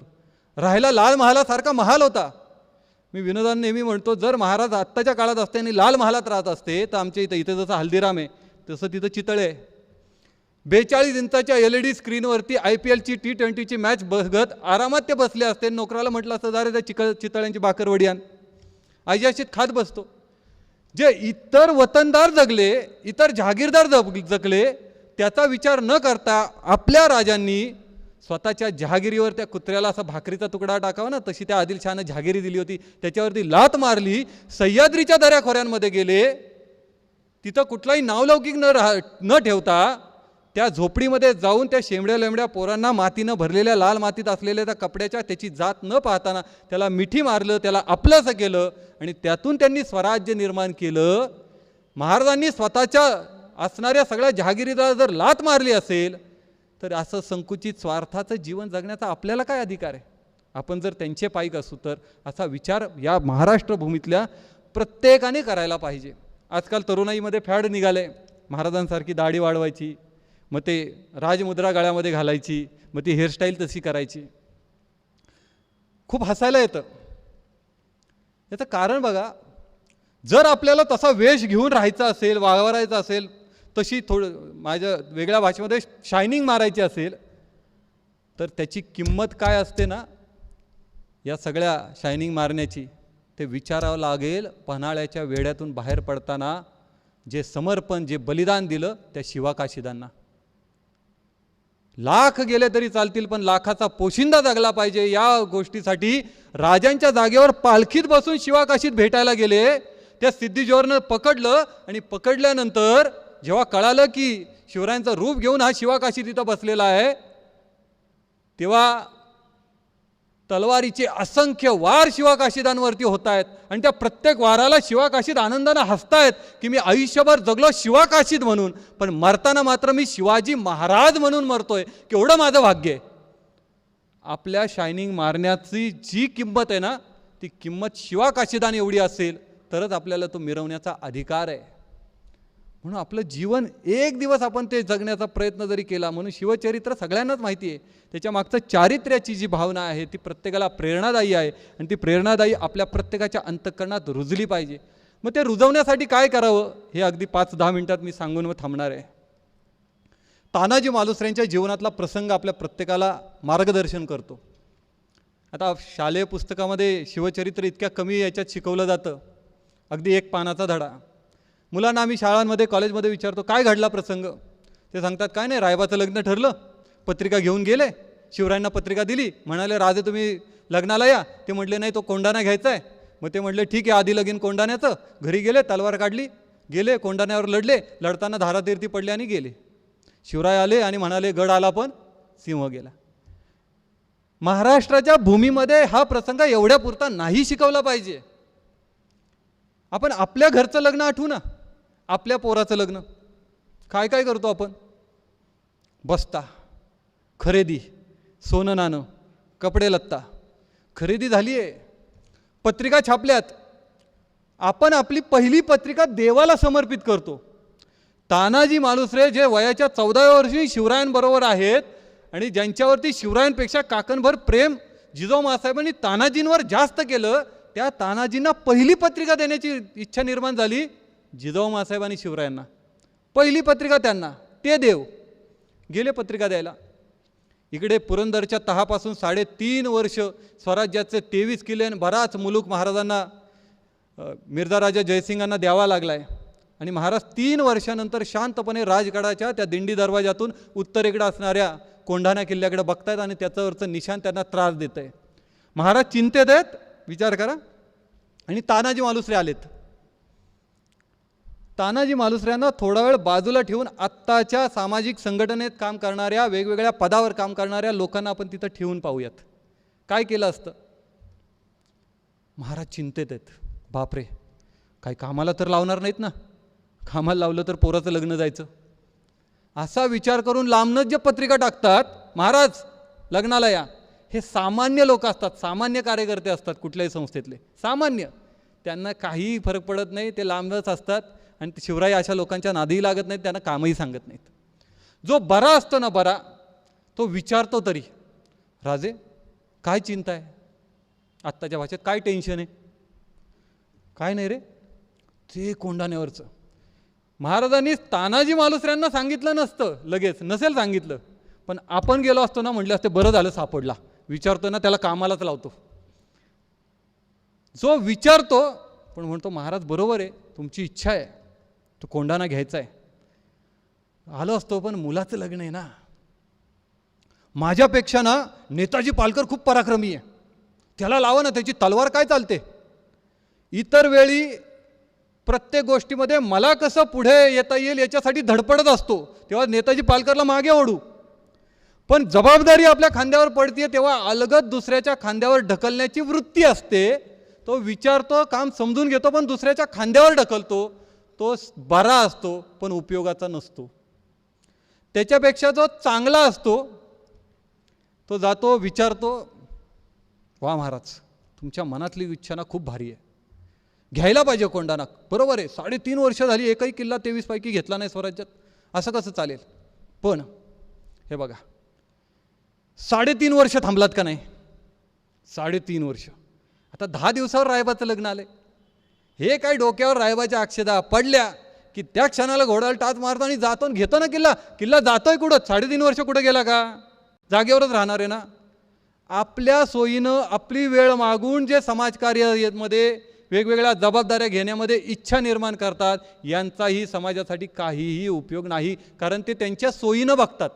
आज त्यांची अडचण रायबाचं लग्न असेल, उद्या त्यांची अडचण दुसरी काहीतरी असेल. अडचणी लाख आहेत आणि ज्याला करण्याची इच्छा नसते त्याच्या समोर कारणांची लिस्टच असते. अशी कारणांची लिस्ट असणाऱ्या कुठल्याही व्यक्तीला महाराज कधीही जवळ करत नाहीत. पण जे उत्तम कार्यकर्ते, उत्तम जबाबदारी घेणारे असतात ते तानाजी मालुसरे असतात. ते म्हणतात महाराज या क्षणाला जाऊन कोंढाणा घेतो. अरे पण तुझ्या मुलाचं लग्न, राजे माझ्या एकट्या मुलाच्याच लग्नाचं काय, या सगळ्या रयतेची काळजी घेणारा माझा राजा माझ्या समोर आहे. नेहमी मी असं म्हणतो की त्या काळातला जगातला एकमेव लाईफ इन्शुरन्स म्हणजे छत्रपती शिवाजी महाराज आहेत. जिथं हप्ते पण भरायचे नाही आहेत, तिथं फक्त आपली निष्ठा आणि समर्पण समर्पित करायचं आहे, आपली भावना व्यक्त करायची आहे. अरे माझ्यात काय, रयतेच्या प्रत्येकाची काळजी घेणारा राजा, या राजावरती मी निर्धास्तपणे सोपवलं आणि तानाजी मालुसरे परत गेलेत. उत्तम कार्यकर्त्याचं लक्षण. घरी गेले. आता त्या काळात सुद्धा शिवरायांना नावं ठेवणारी लोकं होती, नाही तर खंडोजी खोपडे, बाजी घोरपडे, चंद्रराव मोरे जन्माला आले नसते. कुठे चालला, ढाल तलवार घेतली, अरे पोराचं लग्न नाही, महाराजांनी सांगितलं कोंढाणा घ्यायचा. अरे वेळ लागले काय तुला, मुलाचं लग्न बाजूला ठेवून, नाही, राजांचा शब्द आहे. तानाजी मालुसरे बाहेर पडतात तेव्हा सूर्याजी मालुसरे सुद्धा जातात. जिकडे राम तिकडे लक्ष्मण जाणारच, ही आपली संस्कृती आहे. पाठचा भाऊ त्या क्षणाला निघाला, दोघंही जातात त्या डोनागिरीच्या कड्याच्या इथं, जिथं 50-60 लोकही नीट उभी राहणार नाहीत. रात्रीच्या वेळी एवढ्या किर्र अंधारातनं ते जातात आणि तिथं 600 लोक उभी राहतात. अनेक जण विचारतात ती घोरपड मग वर सोडली, हे खरं आहे का? मूळ शिवभारत ग्रंथामध्ये तसा उल्लेख नाही. नंतर बखरकारांनी गोष्टी रूपानं त्यात ॲड केलं. दोरखंड वरती टाकतात आणि त्या दोरखंडावरून एक जण वरती चढतोय. विचार करा, त्या दोरखंडावरनं वर जात असताना एक जरी मावळ्याचा हात निसटला असता आणि तो जर रात्रीच्या त्या अंधारात खोल दरीमध्ये पडला असता, मृत्यू समोर दिसत असताना सुद्धा ओरडण्याची मुभा त्या मावळ्यांना नव्हती. आपल्याला थोडं कापलं तर औच लगेच ओरडायला सुरुवात. मृत्यू समोर आहे, कारण आपण ओरडलं तर शत्रुगडावरचा जागा होणार आहे. तो उदयभान राठोड आक्रमण करेल आणि हे सगळे मावळे तिकडे जातात. गडावरती 300 मावळे पोचेपर्यंत ती 4,500 फौज जागे होते. आक्रमण सुरू होतं, एकमेकाशी ते लढतात आणि लढत असताना उदयभान राठोड आणि तानाजी मालुसरे समोर येतात. या भारत राष्ट्राचं सगळ्यात मोठं दुर्दैव जर काय असेल तर उदयभान राठोड कडवा रजपूत आहे, भारतीय. तानाजी मालुसरे कडवट मराठे आहेत, भारतीय आहेत. दोघंही लढतायत, पण दोघंही लढत असताना हे लढतायत संस्कृती रक्षण आणि राष्ट्रासाठी, राष्ट्राला स्वातंत्र्य देण्यासाठी. आणि हे लढतायत संस्कृतीचं संवर्धन करण्यासाठी आणि राष्ट्राला गुलाम करण्यासाठी. दोन इतिहासाची टोकं आहेत ही. एकमेकांवर त्यांचे वार होतात. एकमेकांवर वार होत असताना तानाजी मालुसरे धारातीर्थी पडणार इतक्यात ते अंगातलं सगळं त्राण आणून त्याच्यावरती हल्ला करतात आणि उदयभान राठोडही कोसळतो. जिंकत आलं लढाई आपण, जिंकत. या लढाईतनं शिकण्यासारखं आहे. यश असं खुणावत असताना केवळ नेता पडला, तानाजीराव पडले, सुभेदार पडले म्हणून जिंकत आलेली लढाई सोडून आपले सगळे मावळे पुन्हा त्या दोरखंडाकडे पळत जातात. इथं सूर्याजी मालुसरेंचं विशेष लक्षात ठेवणं पाहिजे. स्वतःचा थोरला भाऊ रक्ताच्या थारोळ्यात पडलेला असताना सुद्धा सूर्याजी मालुसरे दोरखंडाकडे गेले, पहिला दोर कापला आणि ते म्हणतात, अरे तुमचा बाप इथं मरून पडलेला असताना तुम्ही भ्याडासारखे जाता कुठे? लढायला आलो तर एका नेत्यासाठी नाही, लढायला आलो तर शिवरायांनी दाखवलेल्या स्वराज्याच्या मार्गासाठी, रयतेच्या कल्याणासाठी आणि या रयतेला स्वातंत्र्य मिळवून देण्यासाठी. एक वेळ कटून मरू पण शत्रूला पाठ दाखवून पळून जाणार नाहीत. या वाक्यानंतर अख्खं सैन्य पुन्हा उसळी मारतं आणि पुन्हा लढाई सुरू होते आणि 4,500 विरुद्ध 600 मावळे ही लढाई आपण जिंकतो. सकाळचा सूर्य जेव्हा उगवतोय तेव्हा राजांना कळतं की आपण कोंढाणा घेतला. ज्या कोंढाण्यावरून पुरंदरच्या तहाच्या वेळेला ज्या कोंढाण्यावरनं जिजाऊ माँसाहेबांना पाय उतार व्हावं लागलं, विजापूरला शहाजी राजांना जेव्हा त्या बाजारपेठेतून धिंड त्यांची काढली गेली तेव्हा त्यांना सोडवण्यासाठी शहाजी राजांनी जो कोंढाणा विजापूरच्या आदिलशहाला दिला तो कोंढाणा मी पुन्हा स्वराज्यात मिळवला आणि आता 23 किल्ले घ्यायला मी सुरुवात करणार म्हणून महाराज त्या किल्ल्याचं दर्शन घ्यायला जातात. आणि पहिली बातमी समजते, लहानपणापासून आपल्याबरोबर खेळलेला आपला सवंगडी बालमित्र माझा सखा आज धारातीर्थी पडला. महाराजांना किती दुःख झालं असेल हो. महाराज तिथं गेले, शांतपणे त्या सगळ्या मृतदेहाकडे बघितलं असेल, श्रद्धांजली अर्पित केली असेल, पण त्याच वेळेला त्यांनी सूर्याजी मालुसरेचं काय कौतुक केलं असेल. आपल्या आयुष्यात असे कितीतरी टोकाचे प्रसंग येतात, ते भावनिक करतात, आपल्याला हळवं करतात, पण त्या हळव्या प्रसंगात सुद्धा आपण नैराश्यात न जाता त्याच क्षणाला कुठला निर्णय घ्यायला पाहिजे हे सूर्याजी मालुसरेंच्या चरित्रातनं आपल्याला शिकायला मिळतं. भावाकडं बघून त्याला जवळ करून आता तानाजी माझा भाऊ गेला असं म्हणून त्या रक्ताच्या थारोळ्यात पडलेल्या मृतदेहाकडे जायचं का पहिला दोर कापायचा? याला विवेक लागतो. हा विवेक महाराजांनी प्रत्येक बावळ्याच्या अंतःकरणात रुजवला. ही आत्ताच्या काळाची गरज आहे. म्हणून राजे जर पुन्हा आपल्या इथं जन्माला येणं अपेक्षित असेल तर या सगळ्या वृत्तींवरती काम करणं, या स्वार्थाच्या, ममत्वाच्या, वैयक्तिक विचारधारेच्या, संकुचित कामनेच्या या ज्या वृत्ती आहेत या दुष्वृत्तींवरती पुन्हा एकदा शिवचरित्र ठसून बिंबवलं तरच या महाराष्ट्राचं, या भूमीचं सुराज्य निर्माण होईल असं मला वाटतं. मी व्याख्यानाच्या सुरुवातीला म्हटलं होतं की मी भारत शब्दाची व्याख्या सांगून मग थांबणार आहे. आपल्या देशाला ऋषीमुनींनी नाव दिलं भारत. कॉलेजच्या मुलांना विचारतो भारत शब्दाची व्याख्या काय हो, का आपल्या देशाला नाव भारत दिलं असेल? अनेक जण म्हणतात नाही तर भरत राजा त्याच्या नावावरून दिलं असेल. याचं उत्तर आपल्या संस्कृतीमध्ये दडलेलं आहे. मुलांना विचारलं जातं आपल्या गरजा कुठल्या? मुलं सांगतात अन्न, वस्त्र, निवारा. हे इंग्रजांनी आपल्यावर लादलेलं शिक्षण आहे. भूक लागली की खायचं, चांगली कपडे घालायचे आणि वाटेल तेव्हा निवांत झोपायचं, त्यासाठी घर असावं. हे तर मग पशुला पण आहे. भूक लागली की खायचं, झोपलं की गुहेमध्ये जाऊन झोपायचं आणि जेव्हा इच्छा होईल तेव्हा प्रजोत्पत्ती करायची. भारतात राहत असू तर प्रत्येकाची वेगळी व्याख्या आहे. आपल्या गरजा वेगळ्या आहेत. जो अन्न, वस्त्र, निवारा शिकवतो हे लॉर्ड मॅकोलेनं आपल्यावर बिंबवलेलं आहे, ज्यांनी आपली शिक्षण व्यवस्था रचली. तो लॉर्ड मॅकोलेचं तुम्ही आज गुगलवर जा आणि सर्च करा. तो त्याच्या लंडनच्या संसदेमध्ये 1832 साली म्हणतो, या देशावर जर आपल्याला राज्य करायचं असेल तर या देशामध्ये मी पायी फिरलो, मी या देशामध्ये एकही भिकारी पाहिला नाही. सर, जवळपास मोगलांचं आक्रमण होऊन गेल्यानंतर इंग्रजांचं राज्य, त्याच्या मधल्या काळात तो म्हणतोय की या देशात मी एकही भिकारी पाहिला नाही, या देशामध्ये मी एकही लाचार पाहिला नाही. मोगलांनी 750-800 वर्ष या भारत देशावर राज्य केलं, तरीसुद्धा इथं लाचार नाही आहेत का? हो, चांगले चांगले बंगले आहेत का? फिरायला गाड्या आहेत का? नाही, झोपडीत राहतात. मग काय जगतात? निर्वाहापुरते अन्न आच्छादन, आश्रमाशी स्थान कोपी गुहा, हे जीवन त्यांचं जगतात. तरीच जन्मा यावे दास विठोबाचे व्हावे, हे जीवन ते जगतात.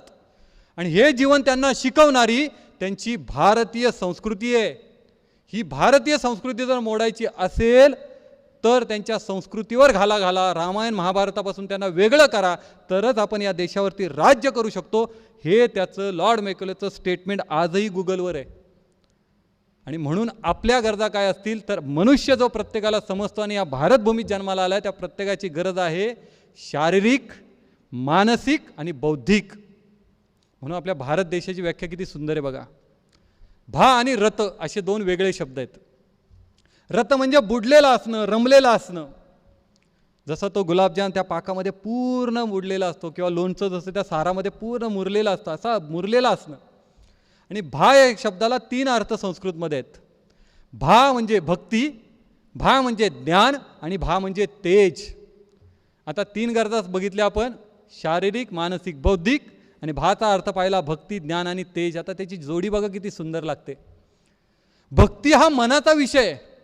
माझी मानसिक भूक ही राष्ट्रभक्तीनं, समाजाच्या हितासाठी अंतःकरणात असणाऱ्या कळवळ्यानं पूर्ण होणार आहे. भगवत भक्ती, राष्ट्रभक्ती हे माझं जीवन असायला पाहिजे. म्हणून भक्तीनं मनाची भूक भागली. दुसरी आहे बुद्धीची भूक. ती ज्ञानानं भागणार आहे, पण ते ज्ञान विवेकी असावं, समाजाच्या हितासाठी असावं. म्हणून विवेकी ज्ञानानं बुद्धीची भूक भागली. आणि तिसरा विषय तेज. तेज हा कर्माचा विषय, शरीराचा विषय. म्हणून आपण नेहमी म्हणतो काय तेजस्वी व्यक्तिमत्व आहे, त्याच्या कर्मानं तो तेजस्वी झाला आहे. म्हणून व्याख्या होते, ज्या देशातील नागरिक भक्तिमय अंतःकरणानं आणि बुद्धीतल्या प्रचंड ज्ञानानं समाज हितासाठी तेजस्वी कार्यात रत म्हणजे रमलेले, बुडलेले असतात, त्या देशाला भारत असं संबोधलं जातं. त्या देशातल्या नागरिकांना भारतीय असं म्हटलं जातं. आपण प्रतिज्ञा म्हणतो, भारत माझा देश आहे. हे माझं जेव्हा आपण म्हणतो ना, तेव्हा ही व्याख्या जी आहे ती व्याख्या तिथं लावून पाहिली तर प्रश्न पडतो, सुनीता विल्यम जेव्हा त्या अवकाशातून या पृथ्वीकडे बघत असते तेव्हा तिला असा तेजानं, भक्तीनं, राष्ट्रप्रेमानं भारवलेला भारत देश दिसेल का हो? दुर्दैवानं आज उत्तर येतं नाही दिसणार.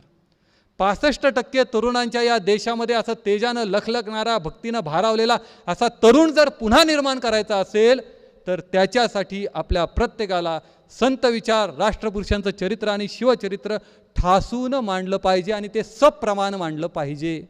म्हणून व्याख्यानाच्या समारोपाला पुन्हा एकदा वंदनीय राष्ट्रसंत तुकडोजी महाराजांचं जे वचन आहे त्यांना मी समारोप करणार आहे. वंदनीय राष्ट्रसंत असं म्हणतात, शिवछत्रपतींच्या जन्मींचा हा आजीचा दिन साजिरा, राहो अखंडित भारती वर्षानुवर्षी हा पुरा, तरुणास येवो स्फूर्ती ती बलवान व्हाया जीवना, बलधर्म देशा रक्षण्या कर सामुदायिक प्रार्थना. जर आपल्याला आपल्या तरुणांना बलधर्म शिकवायचा असेल, बलशाली करायचा असेल तर केवळ शारीरिक बलवान न करता, आपल्या देशाला केवळ आर्थिक महासत्ता न करता, तिला मन आणि बुद्धीची जडणघडण करून आदर्श व्यक्तिमत्व विकासाचं ध्येय त्याच्या डोळ्यासमोर ठेवायला पाहिजे. आणि ते रुजवण्यासाठी वंदनीय राष्ट्रसंत तुकडोजी महाराजांची ही सगळी कवनं, बुधभूषण ग्रंथातले छत्रपती संभाजी महाराजांचे जे विचार आणि छत्रपती शिवरायांचं असं तेजस्वी जीवन आणि रामायण महाभारतातून आलेला सगळा दैदिप्यमान इतिहास, आपला संस्कृतीचा असणारा सांस्कृतिक कोश हे आपल्या तरुणांमध्ये रुजवूयात. ही सगळी सेवा आपल्या प्रत्येकाकडून, माझ्याकडूनही घडो अशीच आपण छत्रपती शिवाजी महाराजांच्या चरणी प्रार्थना करूयात.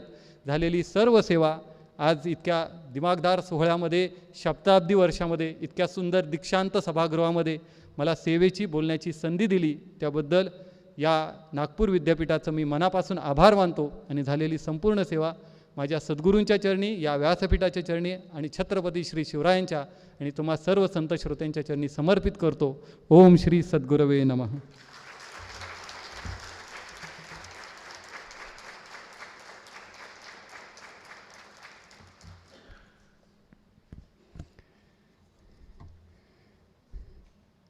ज्या पद्धतीने हे सभागृह अगदी स्थिमित आणि शांत झालेलं आहे, त्यावरून हे अगदी स्पष्ट होत आहे की सभागृहात उपस्थित प्रत्येकाच्या अंतःकरणाची द्वारं लखलखितपणे उजळून गेलेली आहेत माननीय संजयजी खुटवड यांच्या विचारवाणीने. धन्यवाद. माणसाचे पूर्णत्व सांगायचे असेल तर छत्रपतींनी घेतलेल्या शपथेचा विचार परत करावा लागतो.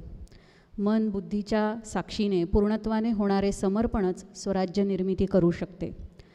तरुणाईच्या अंतःकरणात आज वर्तमानात कोणते विचार जन्म घेत आहेत हे परत तपासून बघण्याची वेळ आलेली आहे, असं एक महत्त्वाची सूचना आपण केली.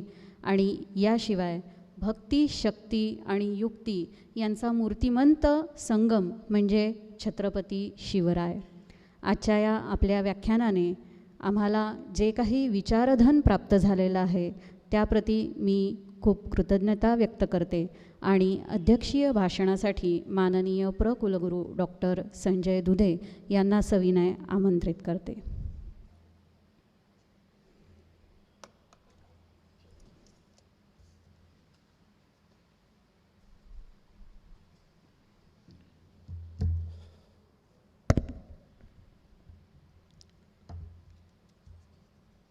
राष्ट्रसंत तुकडोजी महाराज नागपूर विद्यापीठ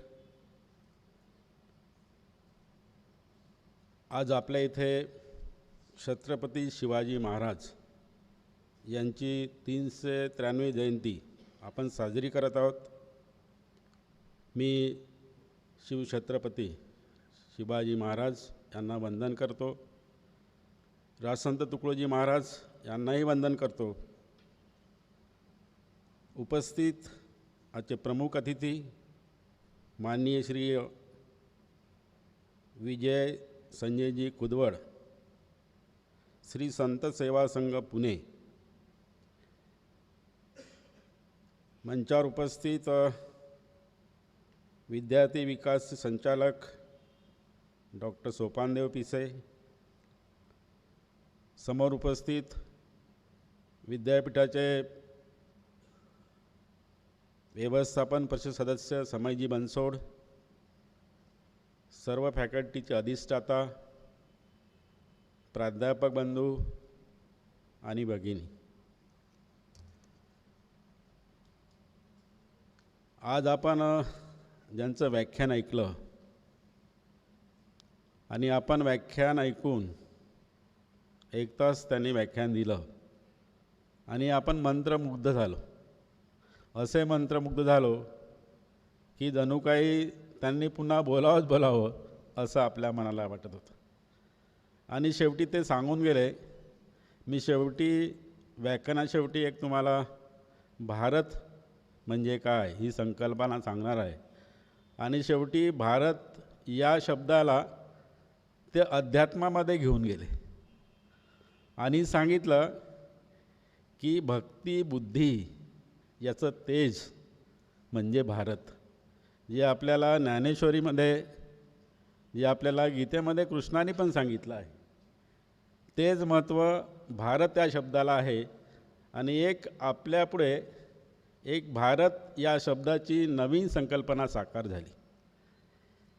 असं म्हणतात की शिवरायाचे 8वावे रूप, शिवरायांचा 8वावा प्रताप, शिवरायांचा 8वावा साक्षप भूमंडळी. म्हणजेच शिवराय कसे होते आणि ते कल्याणकारी कसे होते ते या ओळीमध्ये आपल्याला दिसून येते. आणि म्हणून खुटवडकर यांनी शिवरायाचा असा उल्लेख केला आणि छत्रपतींची वीर कहाणी आपल्या वेगवेगळ्या दृष्टांताने, आपल्या वक्तव्याने आपल्यासमोर सादर केली. त्याबद्दल विद्यापीठातर्फे मी त्यांचे आभार व्यक्त करतो.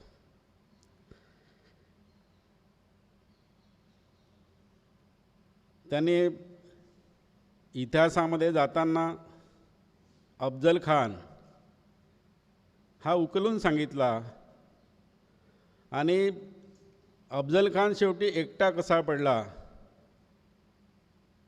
ते शिवरायांचं चातुर्य कसं होतं राजकारणातलं. जसं अभिमन्यू आपल्या याच्यामध्ये एकटा पडला होता चक्रव्यूहामध्ये, तसं शिवाजी महाराज यांनी अफजल खानाला कसं एकटं पाडलं होतं आणि शेवटी जो आपला शिवाजीचा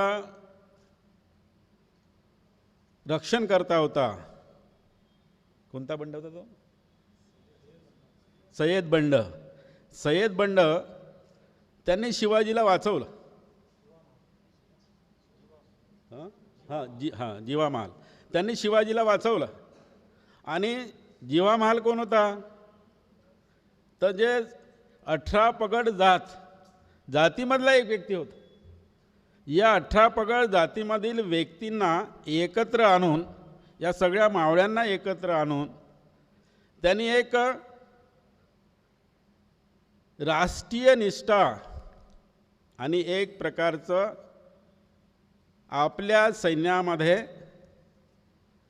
कोणत्याही प्रकारचा भेदभाव नाही, कोणत्याही प्रकारचा जातीभेद नाही, कोणत्याही प्रकारचा धर्मभेद नाही, अशा प्रकारचं शिवरायांचं पूर्ण प्रकारचं मावळ्यांचा जथ्था होता. आणि ते एक मात्र उदाहरण होतं. त्याचप्रमाणे यांनी समजून सांगितलं खुटबळांनी की बा शिवाजी महाराजांनी जेव्हा कोंढाणा घेण्याला तानाजींना पाठवलं, मला पण तो प्रसंग आठवला की त्या किल्ल्यावरती जेव्हा सैन्य लढत होतं आणि समोरच्याचं सैन्य हजारोनी होतं आणि आपल्याकडे कमी सैन्य होतं, आणि त्याच याच्यामध्ये सूर्याजी मालुसरे यांनी हे बघितलं की आपलं सैन्य पळत आहे, दोराने खाली उतरत आहे. ते सूर्याजी मालुसरे लढता लढता दोराकडे वळले आणि दोर कापून टाकला. आणि त्यांनी म्हणलं की मी किल्ल्याचा दोर आधीच कापून टाकला आहे. आणि मुठभर सैन्य, या मुठभर सैन्याने त्या सगळ्या विरुद्ध सैन्याला, अफजल खानाच्या सैन्याला तुकडे तुकडे करून मारून टाकलं आणि गड जिंकला आणि तोफेचा आवाज झाला. अशा प्रकारच्या ज्या समर्पणाच्या कथा आहे, समर्पित सैन्य कसं असायला पाहिजे, समर्पित वीर कसा असायला पाहिजे, त्याग तपस्यावर बलिदान, हे खुदवळ यांनी आपल्या भाषणातून व्यक्त केला, आपल्या व्याख्यानातून व्यक्त केला आहे. आपल्याला माहीत आहे की छत्रपती शिवाजीराजे 15व्या वर्षी त्यांनी हिंदवी स्वराज्य स्थापन करण्याची शपथ घेतली होती. सर म्हणाले की 15 वर्ष, आजचा 15 वर्षाचा युवक काहीच करत नाही, त्याला काही कळतसुद्धा नाही. पण त्या काळामध्ये शिवाजी महाराज 7 वर्षापासून सर्व शिकायला लागले होते. शाळेपासून या अनेक प्रकारच्या कला या 7व्या वर्गापासूनच त्यांनी शिकणं सुरू केल्या होत्या. आणि त्याच्याकरिता जे पाठबळ लागते, जे बालकडू लागते, ते कोण देत होतं? तर मा जिजाऊ देत होती, कोंडदेवजी देत होते. त्यांना धार्मिक जे बालकडू आहे रामदास स्वामींनी दिलं होतं. आणि अशा प्रकारचं एक संस्कारित करण्याचं पाठबळ शिवाजीच्या मागे असताना शिवाजींनी ठरवलं की आपल्या देशामध्ये सुलतानांचं राज्य आहे, इंग्रजांचं राज्य आहे. आणि तुम्हाला माहीत असेल की त्यांचे वडील आदिलशाहकडे नोकरीला होते. म्हणजे आपले वडील दुसऱ्याच्या दरबारात नोकरीला असताना मुलांनी एक प्रकारे अशा प्रकारचं सैन्य स्थापन करण्याचं आणि स्वराज्य स्थापन करण्याचं स्वप्न पाहणे म्हणजे सोपी गोष्ट नव्हती. आणि म्हणून शिवाजी हे असे राजे आहे की त्यांनी सगळ्याच प्रकारची महाराष्ट्रामध्ये व्यवस्था निर्माण करण्याचा प्रयत्न केला आहे. मग ती व्यवस्था सामाजिक व्यवस्था असो, ती व्यवस्था आर्थिक व्यवस्था असो, ती व्यवस्था राजकीय व्यवस्था असो की संरक्षणाच्या दृष्टीनं असो, त्याचप्रमाणे कुटुंब व्यवस्था असो, याकडेही त्यांनी लक्ष दिलं. आणि म्हणून या पाचही प्रकारच्या संस्था ज्या आहे त्या संस्था बळकट करण्याचं कार्य त्या काळामध्ये बालशाह शिवरायांनी केलेलं दिसतं. आणि शिवरायांनी हे कार्य करीत असताना मी आज वर्तमानपत्र वाचलं, त्याच्यामध्ये मला शिवरायांचा आर्थिक दृष्टिकोन आजच्या या सस्टेनेबल डेव्हलपमेंटच्या काळामध्ये आपण नेहमी असं म्हणतो की विकास जो झाला पाहिजे तो शाश्वत विकास झाला पाहिजे, सस्टेनेबल विकास झाला पाहिजे. त्या काळामध्ये महाराजांना वाटत होतं की सगळ्याच प्रकारचा विकास झाला पाहिजे, पण तो कसा झाला पाहिजे, शाश्वत झाला पाहिजे.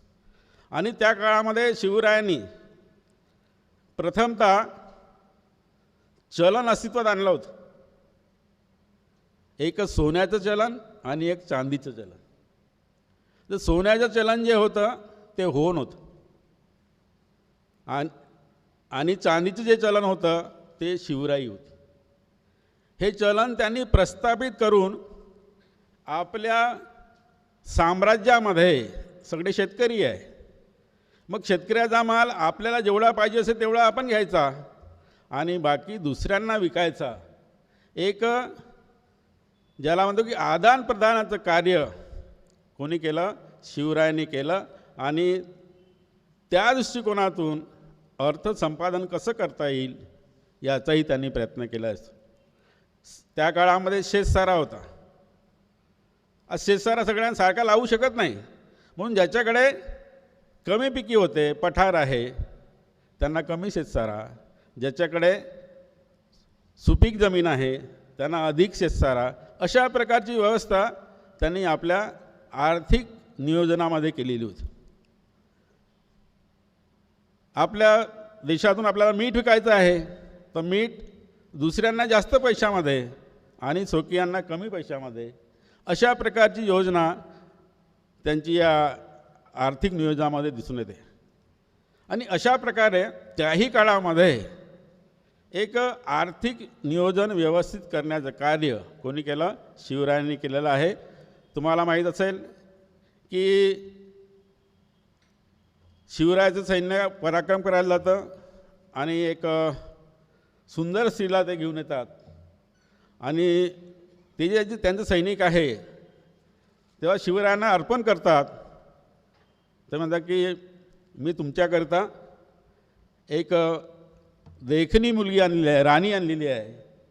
तेव्हा शिवराय म्हणतात जर माझी आई जर या मुलीसारखी असती तर मी किती सुंदर असतो. म्हणजे अशा प्रकारचं दुसऱ्या लोकांप्रती किंवा महिलांविषयीचं त्यांची जाण यावरून शिवाजीराजे किती द्रष्ट होते आपल्याला दिसून येतात.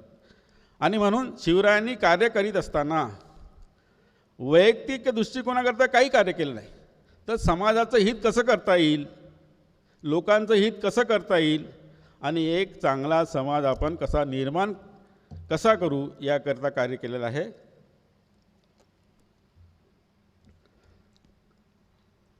हे सगळं कार्य करीत असताना त्यांनी समाजातील सगळ्या घटकांना एकत्र आणून संपूर्ण महाराष्ट्रामध्ये त्यांनी कार्य केलेलं आहे. मला असं वाटतं की शिवाजी महाराज त्या काळामध्ये इतके कल्याणकारी राजे होते की मला असं वाटते भारतामध्ये अशा प्रकारचे राजे मला वाटते होऊनही गेले नसेल आणि होणारी नसेल.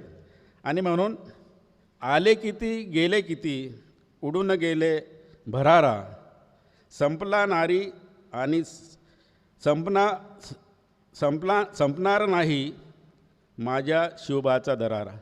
म्हणजे किती राजे झाले असतील आणि अजून होईल, पण जो शिवबाचा दरारा आहे तो अजूनही आपल्या स्मृतीमध्ये नेहमी तेवत राहणार आहे असं मला वाटते. आणि इतकं सुंदर कुतूहलाने व्याख्यान केल्यानंतर मी जास्त बोलणं योग्य होणार नाही. कुतूहल सर आमच्या इथे आले, आम्हाला चांगला छत्रपतींची वीर कहाणी त्यांनी आपल्या सगळ्या व्याख्यानातून समजून सांगितली. त्यामुळे मी आपल्या विद्यापीठातर्फे त्यांचे आभार व्यक्त करतो आणि थांबतो.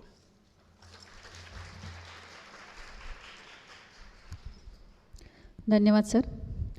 सुयोग्य आर्थिक विकास हा राज्य विकासाचा राजमार्ग आहे आणि छत्रपतींनी हा आर्थिक विकास अत्यंत द्रष्टेपणाने पूर्णत्वास नेला, ज्याची आजही वर्तमानात गरज आहे या विचारांची. अध्यक्षीय भाषणासाठी आपले धन्यवाद. यानंतर कार्यक्रमाचा शेवटचा टप्पा आभार व्यक्त करण्यासाठी मी राष्ट्रीय सेवा योजनेचे संचालक डॉक्टर सोपानदेव पिसे यांना आमंत्रित करते.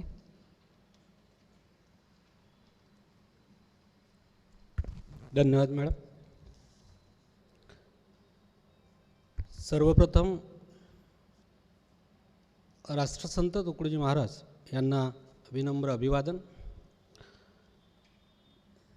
हिंदवी स्वराज्याचे संस्थापक आणि महाराष्ट्राच्या मनामनांवर, जिभेवर आणि त्यांच्या कार्यकर्तृत्वावर वैचारिक ठसा उमटवणारे छत्रपती शिवाजी महाराज यांना राष्ट्रसंत तुकडोजी महाराज नागपूर विद्यापीठाच्या वतीनं मानाचा मुजरा. आजच्या या छत्रपती शिवाजी महाराज यांच्या 393व्या जयंतीनिमित्त राष्ट्रसंत तुकडोजी महाराज नागपूर विद्यापीठाच्या या दीक्षांत समारंभात आज जो हा कार्यक्रम आपल्या सर्वांच्या साक्षीनं होतो आहे आणि या कार्यक्रमाच्या निमित्तानं आजचे अध्यक्ष सन्माननीय संजयजी दुधे, प्रकुलगुरू राष्ट्रसंत तुकडोजी महाराज नागपूर विद्यापीठ यांनी अष्टप्रधान मंडळ ते शिवाजी महाराजांचं कौशल्य, त्यांची विचारशलाका आणि मराठी माणसाची भूमिका अत्यंत प्रामाणिक, निस्पृह आणि देशासाठी आपल्याला काहीतरी करायचं आहे या निष्ठेने सतत वावरत असते आणि तीच निष्ठा अजूनही आपल्यामध्ये कायम असावी असा आशावाद व्यक्त केला. आणि छत्रपती शिवाजी महाराजांच्या रूपानं आजही शिवाजी महाराजांचे विचार मराठी मनांवर अधिराज्य करते आहे. या निमित्तानं छत्रपती शिवाजी महाराज यांच्या विचारांचं जे द्योतक आपल्या सर्वांसमोर आदरणीय प्रकुलगुरू सरांनी मांडलं आणि या निमित्तानं त्यांच्या विचारांना उजाळा दिला, याबद्दल आपल्या सर्वांच्या वतीनं आणि राष्ट्रसंत तुकडोजी महाराज नागपूर विद्यापीठ याच्या वतीनं त्यांचं मी आभार मानतो. आजच्या व्यासपीठावर उपस्थित असलेले आणि छत्रपतींची वीर कहाणी निदान आपल्या हर्षांचे या विषयावर व्याख्याते म्हणून प्रमुख अतिथीच्या रूपामध्ये माननीय श्री विजय संजर खोटवळ सर, श्री संत सेवा संघ पुणे यांनी जे व्याख्यान केलं, मला स्वतःला असं वाटलं की 1 तास शिवाजी महाराज समजून घ्यायला खूपच अपुरे आहे. आणि आत्ता जो उल्लेख केला की छत्रपती शिवाजी महाराजांनी केवळ 8 लोकांच्या मदतीनं आपलं साम्राज्य उभं केलं आणि त्या 8 लोकांच्या मदतीनं संपूर्ण रयत सुखी, समाधानी आणि संपन्न होती. त्यांच्या विचारातून एक गोष्ट प्रामुख्यानं अशी लक्षात आली की महाराष्ट्रातली संत परंपरा आणि महाराष्ट्रातले मराठी साम्राज्याचे शिवाजी यांचा काळ जर आपल्याला समजून घ्यायचा असेल तर तत्कालीन परिस्थितीमध्ये जावं लागेल. आजच्यासारख्या कुठल्याही सुविधा नसताना मराठी साम्राज्य उभं करणं आणि त्या साम्राज्याची विचारशलाका संपूर्ण भारतभर आणि संपूर्ण विदेशी शक्तींनी ती नोंद घ्यावी अशी वैचारिक परंपरा लाभलेल्या महाराष्ट्रातील अनेक विभूतींच्या माध्यमातून अग्रणी असलेले छत्रपती शिवाजी महाराज हे समजून घेताना आम्हाला खूप आनंद झाला. राष्ट्रसंत तुकडोजी महाराज नागपूर विद्यापीठाच्या वतीनं, आपल्या सर्वांच्या वतीनं मी सन्माननीय श्री विजयजी खुटवळ सर, श्री संत सेवा संघ पुणे यांचे मनस्वी आभार मानतो, त्यांना धन्यवाद देऊ इच्छितो.